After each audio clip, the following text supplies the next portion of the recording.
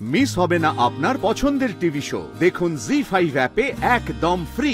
মাস্টারমশাই, যে নিখোঁজ হয়েছে সে তোমার আর তোমার মেয়ের হয়তো আজকেও নয়, কিন্তু রিকির তো দাদা। তুমি আর তোমার মেয়ে কেন বাধা দিচ্ছ বলো তো জিজ্ঞাসাবাদে?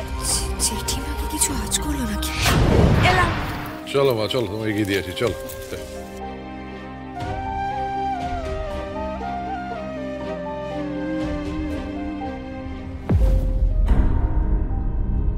ফুলকিকে একটু পরেই জেরার মুখে পড়তে হবে।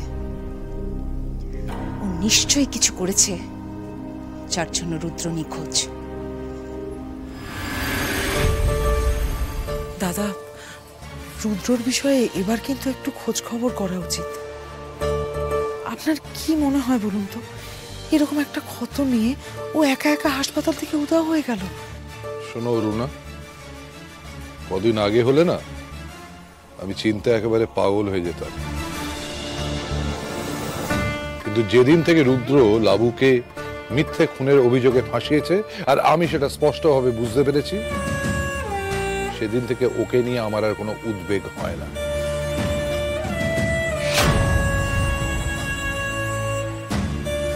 এই রুদ্র আমার কেউ হয় না। আমি তো তোমার বড় জানোই যে চোখে পট্টি বেঁধে রাখবো। ও ঠিক চলে আসবে, দেখো গে যাও, এটা চমক দেবার জন্য করছে। কিন্তু জেঠুমনি, যা হয়েছে তার একটা থরো ইনভেস্টিগেশন তো হবেই। আর যেহেতু ফুলকি ত্রিশূলটা ছুঁড়ে মেরেছিল, তাই ফুলকির উপর একটা সন্দেহ কিন্তু আসতেই পারে। তাই আমাদের সব দিক থেকে তৈরি থাকতে হবে জেঠুমনি। আচ্ছা, ফুলকি কি করে রুদ্রদার নিখোঁজ হওয়ার পেছনে থাকতে পারে আমাকে বলবি ধানু? রুদ্রদা হাসপাতালে ভর্তি হয়েছিল, তারপরে তো ফুলকি গেছিল।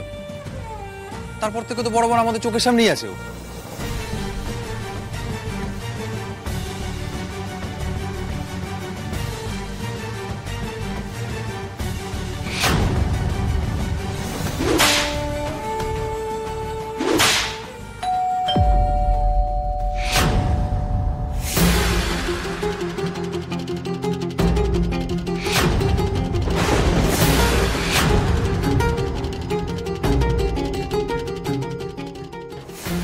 কি বড়বাবু, আপনি এখানে কোনো দরকার আছে? ম্যাডাম রঙ্কিনী সান্যাল ফুলকি দাসের নামে এফআইআর করেছে।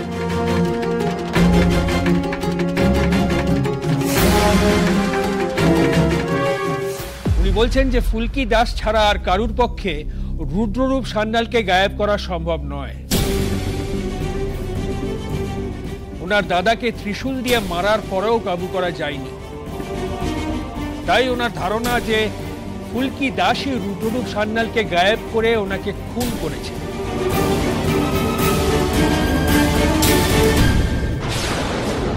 সেই ব্যাপারেই আমি এনকোয়ারি করতে এসেছি ম্যাডাম। ওমা রিকি, তোর এরকম একটা অদ্ভুত ধারণা হলো কি করে? অদ্ভুত ধারণা? আন্টি, ফুলকি ছাড়া তো দাদার ক্ষতি করার কোনো মোটিভ আর কারণ নেই, তাই নয় কি?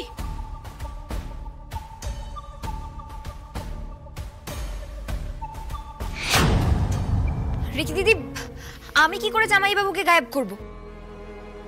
আর হাসপাতাল থেকে কাউকে গায়েব করা এত সহজ নাকি? আপনি ওকে জিজ্ঞাসাবাদ করে দেখুন বড়বাবু, কারুর কথায় ভুলবেন না।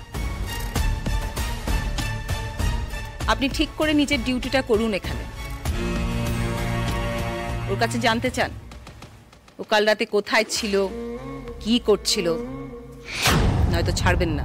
মা, কি বলছোটা কি তুমি? মা, ফুলকি তো বাড়িতেই ছিল। তুমি এই তো তারিখার বড় বাবু।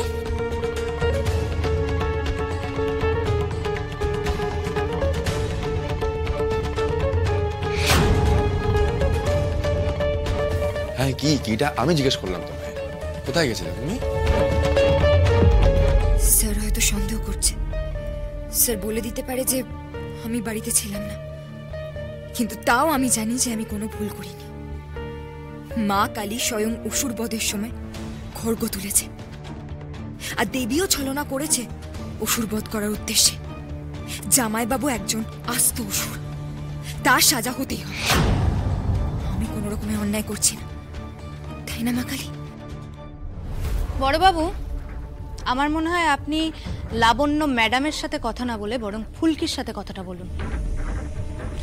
কোথায় ছিল হাসপাতাল থেকে ফেরার পরে? রিকি, তুমি তো দেখছি পুলিশকে ডিউটি শেখাচ্ছ। শেখাতে হচ্ছে ধানু, কারণ তোমার দিদি লাবণ্য ম্যাডাম, যে কিনা নিজের প্রভাব খাটিয়ে বড়বাবুকে এই ত্রিশূলের খোঁচা মারার কেসটা রেজিস্টারি করতে দেননি, নয়তো তোমাদের এই আদরের ফুলকি এতক্ষণে কারোদের পেছনে থাকতো, তাই নয় কি? বাহ দেখি, তুই তো দেখছি তোর দাদার একেবারে যোগ্য বোন হয়ে উঠেছিস। কি ভাষা ছিলি রে! এখানে গুরুজনেরা আছে, সে খেয়ালটা তোর নেই।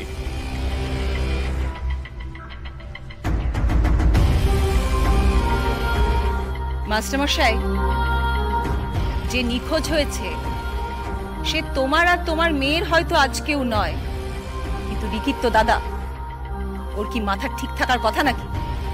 আর তুমি আর তোমার মেয়ে কেন বাধা দিচ্ছ বলো তো জিজ্ঞাসাবাদে?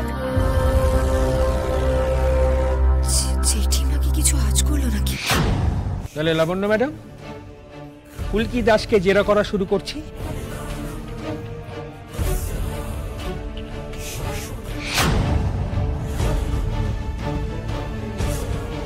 ফুলকি দাস, আচ্ছা এবার আপনি বলুন তো, কাল সারা রাত আপনি কোথায় ছিলেন?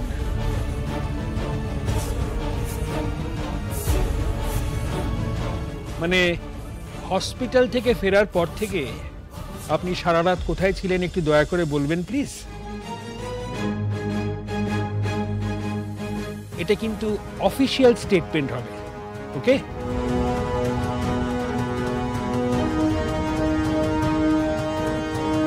আরে আপনি?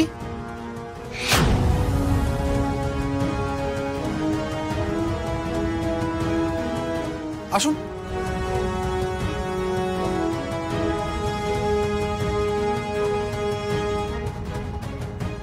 রুদ্রতা যে নিখোঁজ হয়েছে সেই বিষয়ে পুলিশ জিজ্ঞাসাবাদ করতে এসেছে, ভয় পাওয়ার কিছু নেই। আসুন।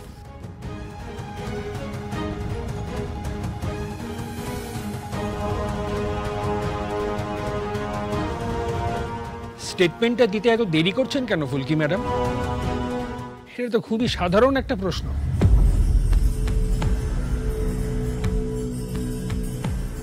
অফিসার, ফুলকি সারা রাত বাড়িতেই ছিল, আমার সঙ্গে ছিল, বাড়ির সবার সঙ্গে ছিল, সবাই দেখেছে।